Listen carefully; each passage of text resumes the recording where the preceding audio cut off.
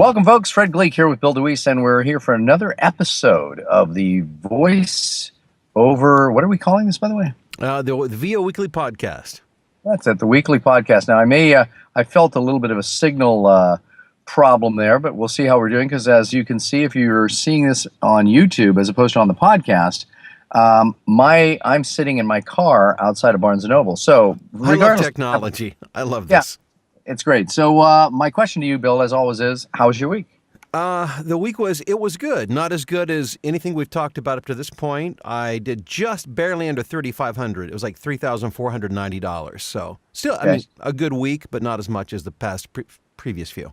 Yeah, because the goal is always to hit $5,000, right? That is, and so as you're beginning to see, it's an ebb and flow. Sometimes more, sometimes less, but we always try to make that really the average where we land. Okay, cool. So let's talk about it from the beginning then. What happened on Monday? Well, I did an explainer video on first thing Monday from a new client, which was exciting. And what made it particularly exciting is that it came from somebody that I had sent an email to through some of my previous, marketing efforts a couple years ago.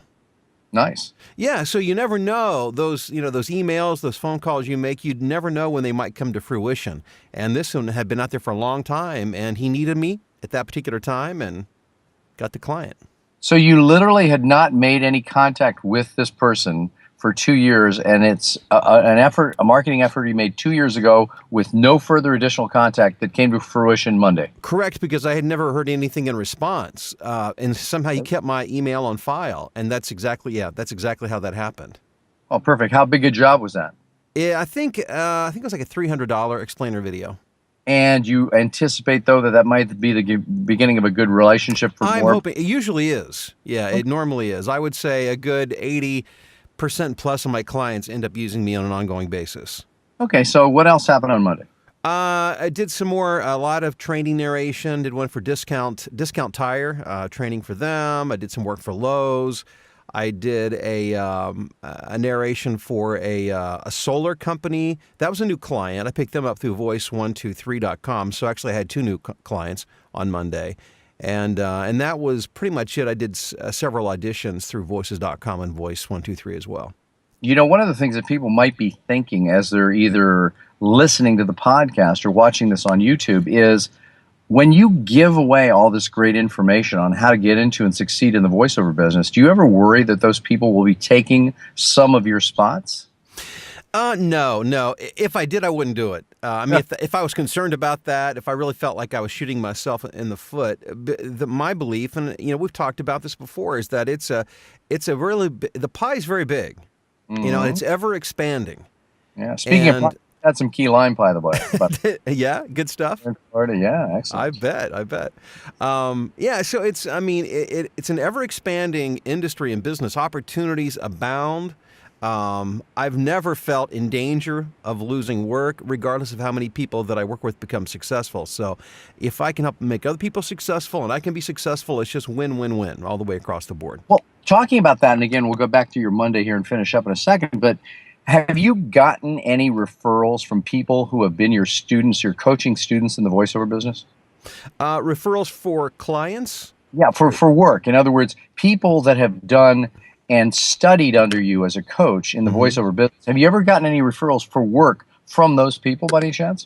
Now that you mention it, yes. And I can't remember the specifics of it, but I think it was actually just last week. And I thought, well, how neat that was, because it did come through a student who had somehow mentioned a good word about me to somebody else, a client, and they ended up hiring me. And I can't remember the particulars, but I remember that it happened and how impressed I was that somebody would be so kind as to do that.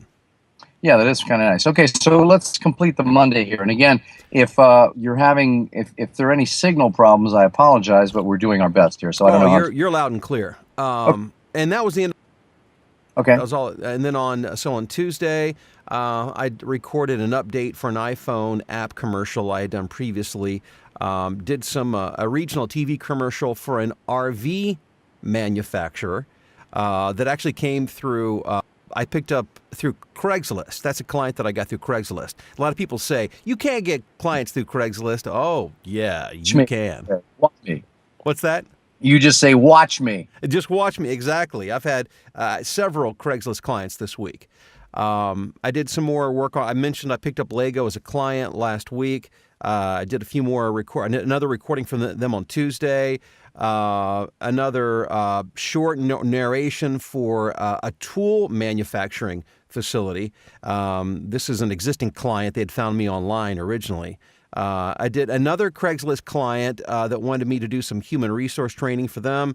The construction industry had me. I recorded it's about fair pay and federal and state laws for the construction industry. Recorded several pages of narration for them. Recorded for the National Automobile Dealers Association, and then I did an audition for Shark Week for the Discovery Channel, and for Three Doors Down concert tour.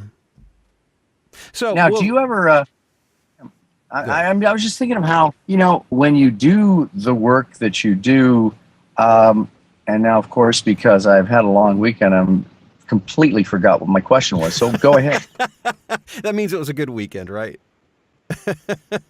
Yeah, with my and that was, that was Tuesday. I wrapped it up with those auditions. So if anything happens on that, I'll let you know. I remember my question now. So okay. My question was, okay, so and again, 5,000 was a goal. You hit just under 3,500. So my question is, when that happens, do you feel angry, upset, bothered? How does that feel? No, I've done it long enough now, and I've seen enough of the patterns to know that it's the ebb and flow, and it doesn't bother me. I don't get depressed. I don't get upset. I don't get angry, because I know, and you wait and see this next week, what will happen. As a matter of fact, I can tell you, as of right now, and we're not even, before Monday, this is the weekend, and I've got over $1,100 of work booked for Monday already. Got it. And sort of like in poker, we call it variance. So in other words, yes. If you want to average around 5,000, or that's the goal, you may find certain weeks bigger, some weeks smaller. But again, it's important to tell people, again, who are either listening or watching, is that one of the ways you intend to take the next step up in your business to get high-level work from agents. Correct. Yes, that's correct. And so, along that line, I always focus on the process. And I know if I do the right things in the process, the results will take care of themselves. So that's one of the reasons I don't get too bent out of shape, because I continue to do the work that I need to do. I honor the process, and I do the process, and I do all the things I need to do. And as a result, I'll probably make $2,000 on Monday alone. So next week could shape up. I mean, we'll see. We'll see what happens. But Monday is going to be a good day. Okay, so let's go on then. So what are we up to, Wednesday now? We're up to Wednesday. I did a little 2-minute pitch narration for an insurance provider. I started work with a new client, an advertising agency in Louisville, Kentucky, who had talked to me the week before. I did their first job for there's a car dealership that will be using me on an ongoing basis for radio and TV commercials. I received the same audition. It was for a toilet paper company from 2 different agents. And so we talked about that earlier. Yeah, we did. And that happens sometimes. You get the same, and you audition for the first agent that sent it to you would be protocol, and then you let the other agent know. When you say first, closely, how soon or much further in advance? What, I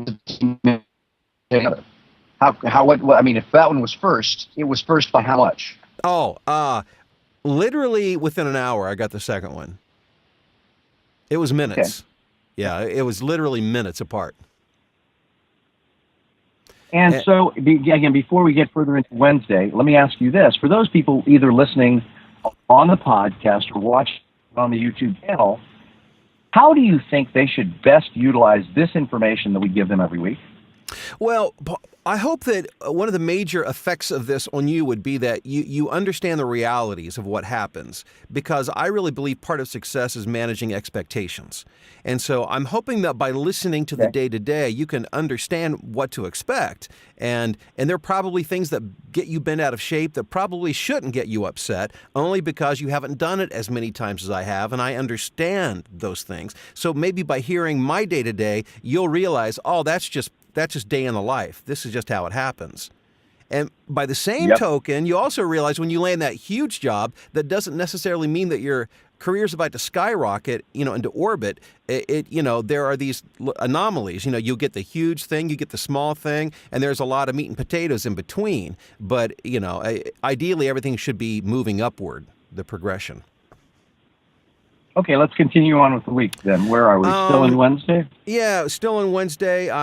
Let's see here. Oh, I had one project. I thought this was worth mentioning that I did a project for that. Who sent it back to me and nitpicked every inflection on almost every word, and it happens. And again, what's that? New client? This was a newer client, yes, and yeah. And Okay. So I'm just sharing that and that's fine. I mean, some clients, that's just the way they, I take it back. This is my second project for this client. So I should have kind of seen it coming because they're a good client and these are not bad people. They have a sense of what they know exactly the way they want every word and every inflection done. And I should have known to get them on the telephone line or on Skype as I recorded it, and I didn't. So now it would not be a good way, a bad way to respond to that client doing what they did would be to say, "Don't you know I'm Bill DeWeese?" I could try that. Then they'd call Fred Gleek and see if you would like to do the project. And so in an effort to keep the client, and I always tell people, I always include a round of revisions as part of my quote. So if you need to make some tweaks, that's fine. We'll take care of that. And I want clients to be happy at the end of the day, and they're not unreasonable. It's just, it happens and you can't take it personally. I can't think that because they literally nitpicked every bit of this thing apart that I'm terrible. It's not that. It's just they have certain expectations, but I should have got them on the telephone. It would have saved me time and effort because they could have stopped me as I went and said, okay. Time out. So now let me ask you this. If they come back with a third job and there's an excessive amount of nitpicking, what will you do then? Well, then there'd be an extra charge beyond the first round. As a matter of, we've already talked about it and agreed to that. Oh, you've already talked about it with the client. Yeah. Okay. Now, would you consider, because of them being nitpicky, that you might drop them entirely? That's a good question. That's what I'm here for. That's what you're there for. If these projects were extremely lengthy and time-consuming, and I felt like I was wasting a lot of time compared to money I was getting, yeah, I would. In this case, these are very brief, like it's like a one-page project. It paid pretty well. Although off the top of my head, I can't remember exactly what it was, but I remember it was hundreds of dollars. And so I don't think it's unreasonable to go back and do a second pass-through to make them happy. But yeah, if it got to the point where I felt like it was costing me more in my time and energy, I definitely would drop them. I got you. Okay, so then still on Wednesday here? And then that was it for Wednesday. Okay. So what did Thursday start out like? Thursday, I did a corporate video for the Hartford Insurance. It was a promotional piece for other brokers and independent agents. That came through voice123.com. Did some driver safety training narration for the state of Indiana. I did an audition for some service called Amazon Truck. It's some deal where Amazon offers a special every day. And I did an audition for that, so we'll see how that goes. Let's see here. I did 11-page technical narration for the electric industry, and that was pretty much it for Thursday. Got it. Okay. So what happened on Friday? Friday, did a little more narration for an e-learning company. I did a short technical narration for a software training company. A couple more promos for New Mexico PBS. They send their scripts on Fridays, so I typically do my recording for New Mexico PBS on Friday. Did some on-hold work for Alamo and National Car Rental. I'm the on-hold voice for most. If you go to pretty much any airport in the United States and you call Alamo or National Car at the airport, and you go to the voice system, I'll be the voice that you hear usually. Also did some on-hold work for Northwestern Hospital in Chicago. Did more driver safety training. I did a narration for Ericsson Electronics. I did an interesting audition for some Rugrats program for Teen Nick. So it's like a promo for that. So we'll see what happens with that. And then some training narration for Sleepy's. It's a big franchise that sells mattresses and stuff. Yeah. That's a lot of that's in the New York City area. I know Sleepy's. Oh, it's in New York? Okay, And I didn't know how widespread they were. Their tagline is "Have more fun in bed." I did not know that. Have Well, fun in bed. I do work for them Sleepy's. on a pretty regular basis. Huh, okay, cool. So it sounds like the week was not great in terms of dollars, but there was a lot of things that were going there that are set up for the next few weeks. Yeah, I wouldn't be surprised if actually made 2,000 or near 2,000 on Monday in voiceover because of the work and prep, the things that happen this week to set up next week. So yeah, again, we'll see. 3,500. Again, I realize it's just part of the ebb and flow. Now, if next week I have a $3,000 week, I'll start to sweat a little bit and realize I need to get back to the drawing board and rustle up some new clients real fast. Got it. And I realize that I'm also a little bit behind with you with some of the things I promised because, frankly, I've been just having too much fun over the last 3 or 4 days. Well, that's good, though. That's not a bad thing. Yeah, sounds good. Well, that's it, folks. I think that's a lot of good information, and again, gives you a summary of Bill's week. So this is Fred Gleek, along with Bill Dewey, saying thank you very much for listening to the podcast or for watching the YouTube video. Over and out.